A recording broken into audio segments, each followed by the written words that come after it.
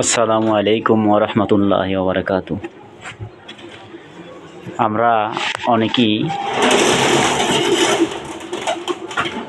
ফার্মেসিতে বা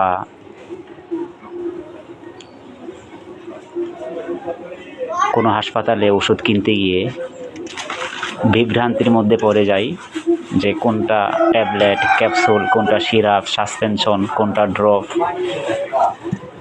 কোনটা ডিসপাসিবল ট্যাবলেট। তো আজকে আমি এ বিষয়টা ক্লিয়ার করার জন্য আপনাদের সামনে তথ্য দিব। প্রথমে আসছে সিরাপ। এই যে এটা হচ্ছে সিরাপ। এটাতে কোনো তলানি থাকে না, এটা দ্রবীভূত অবস্থায় থাকে। এটা হচ্ছে সিরাপ। আর এটা হচ্ছে সাসপেনশন। সাসপেনশনটা হচ্ছে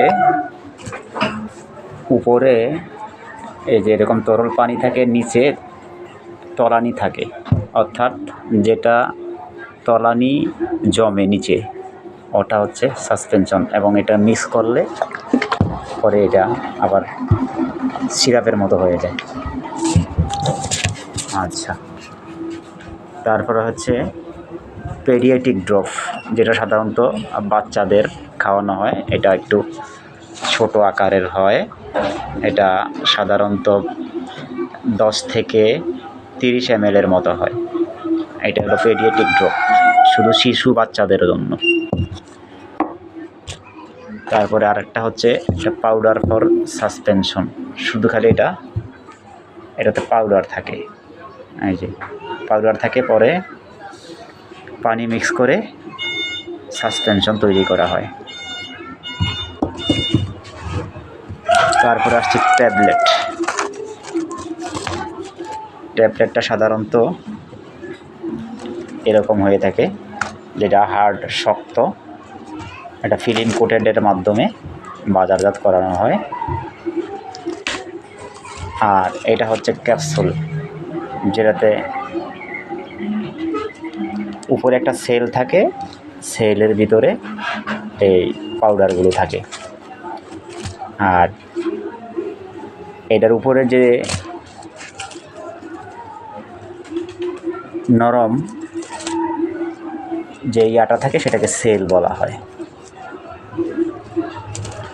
আরটা হচ্ছে সফট জিলেট ক্যাপসুল। এটা হচ্ছে নরম, তুলতুলে। এটাও ক্যাপসুল, এটা সফট জিলেট ক্যাপসুল।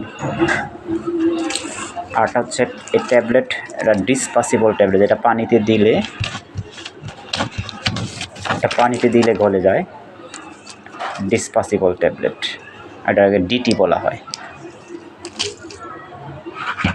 আরটা হচ্ছে সাপোজিটরি, যেটা আসলে পায়খানার রাস্তায় বা পাইপ হতে ব্যবহার করা হয়। এটা হচ্ছে এই স্টিকগুলো, এগুলোকে সাপোজিটরি বলা হয়। আরটা হচ্ছে ভিটি, যেটা ভ্যাজাইনাল, মানে প্রস্রাবের রাস্তা তথা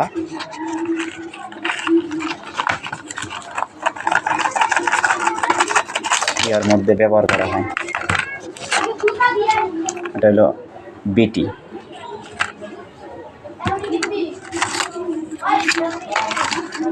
তার হচ্ছে